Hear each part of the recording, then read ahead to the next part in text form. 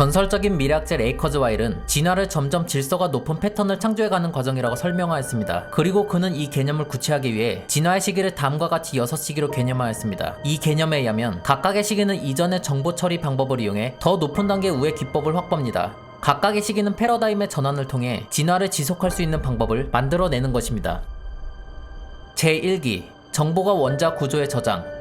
우리는 물질과 에너지가 패턴화되어 생긴 정보로부터 출발했습니다. 원자 구조는 독립적으로 정보를 저장하고 있습니다. 빅뱅이 일어나고 수십만 년 후에는 양성자와 중성자가 합쳐져 원자핵이 되었고, 원자핵은 전자를 끌어들여 원자를 만들어냈습니다. 원자들은 또다시 모여서 안정적인 구조를 만들어내기 위해 점점 더 복잡한 분자를 형성하였습니다. 우주에 있는 원자들 중에 가장 주목할 만한 원자는 탄소였습니다. 대부분의 원자는 한 방향에서 세 방향까지 결합할 수 있었지만, 탄소는 네 방향으로 결합할 수 있어 더 복잡한 정보를 가진 분자 구조를 형성할 수 있었습니다. 이처럼 우리가 살고 있는 우주의 물리 법칙은 질서와 복잡성을 늘려가기에 적합한 상태로 존재합니다. 이런 물리 법칙 덕분에 점점 질서가 높은 패턴이 창조되는 일, 즉 진화는 필연적으로 일어날 수밖에 없었던 것입니다.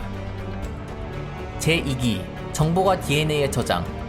탄소 기반의 화합물들은 점점 복잡해졌고, 복제 기제를 갖춘 분자 복합체인 DNA가 되었습니다. DNA는 아데닌, 티민, 구아닌, 사이토신의 총 4종의 염기 서열에 의해 사진법 형태로 정보를 저장하였습니다. 그리고 더 많은 정보를 저장하기 위해 디지털 기법을 사용하는 DNA를 발전시켜 나갔습니다. DNA는 코돈이나 단백질을 합성하는 세포 소기관인 리보솜 등의 주변 물질들의 도움으로 제2의 진화 실험 기록을 보존할 수 있었습니다. 제3기 정보가 뇌와 신경 패턴에 저장.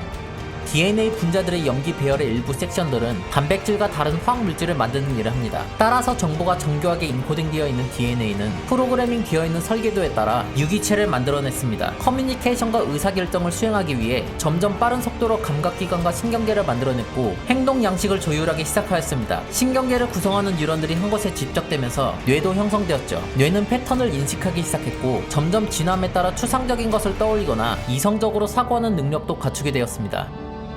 제4기 정보가 하드웨어와 소프트웨어에 저장. 추상적인 것을 떠올리거나 이성적으로 사고하게 된 인류는 손을 사용하기 시작했고, 도구도 사용할 수 있게 되었습니다. 도구를 손에 넣은 인류는 기술의 발전을 이끌었고, 컴퓨터 같은 아주 복잡한 기계 장치를 만드는 데까지 성공하였습니다. 결국 기술은 복잡한 정보의 패턴을 감지하고 저장하고 평가를 할 수 있는 수준까지 오르게 되었습니다. 제5기 인간과 기계 융합. 어떤 기술이 정보기술 형태로 전환되는 순간 기술의 발전 속도는 기하급수적으로 가속화되기 때문에 인공지능은 필연적으로 생물학적 지능을 뛰어넘는 특이점에 도달하게 됩니다. 그러면 인간은 생물학적 진화의 한계를 극복하기 위해 기계의 지능을 빌리기 시작하고, 결국 인간의 뇌는 기계에 융합되죠. 인류는 지금까지 진화 과정을 거치면서 얻은 지능을 보존하고 강화하면서 인간 뇌의 한계를 초월하게 됩니다. 제6기 우주의 지능화. 특이점 이후에는 무한히 확장된 인간의 지능이 점점 우주의 모든 물질과 에너지에 스며들 것입니다. 지능은 물질과 에너지를 재편할 것이고, 최적의 연산 수준을 달성하면서 우주로 뻗어나갈 것이죠. 결국 아둔하고 멍청한 물질들, 그리고 우주의 기제들은 숭고하고 장엄한 지능으로 가득 차게 될 것입니다. 이 6단계의 과정을 거쳐 정보의 패턴이 완성되는 것이 진화의 궁극적인 운명인 것입니다.